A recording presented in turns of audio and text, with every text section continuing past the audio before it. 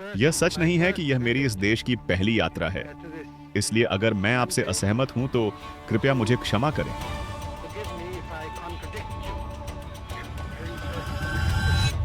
नमस्कार जोहार दोस्तों। आज हम इतिहास के उन पन्नों को देख रहे हैं जब भारत एक नए दौर में प्रवेश कर रहा था। यह 1950 का समय था जब देश अपनी पहचान दुनिया के सामने मजबूती से रख रहा था। साल 1957 में भारत के पहले प्रधानमंत्री जवाहरलाल नेहरू नीदरलैंड्स की धरती पर उनका भव्य स्वागत हुआ है। लोग उनकी एक झलक पाने के लिए उत्साहित थे। एक कार्यक्रम के दौरान जब उनके सम्मान में भाषण दिया गया तो नेहरू जी ने हल्के और विनम्र अंदाज में जवाब दिया, यह सच नहीं है कि यह मेरी इस देश की पहली यात्रा है, इसलिए अगर मैं आपसे असहमत हूं तो कृपया मुझे क्षमा करें। यह उनकी पहली यात्रा नहीं थी और उन्होंने इसे मुस्कान के साथ स्पष्ट किया। नेहरू जी की सोच केवल राजनीति तक सीमित नहीं थी, वे दुनिया को एक परिवार की तरह देखते थे।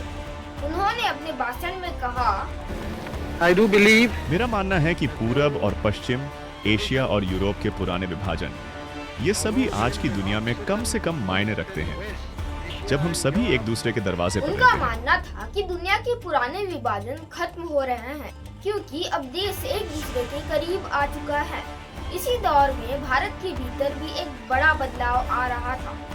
उड़ीसा की महानदी रिवर, जिसे अभी उड़ीसा का शोक कहा जाता है, अब विकास की धारा बहने वाली थी। इसी नदी पर बन रहा था हीराकुंड डैम, भारत की सबसे बड़ी परियोजना में से एक। इस बांध की मुख्य लंबाई लगभग 3 मील थी, जबकि पूरी संरचना 20 मील तक फैली हुई थी।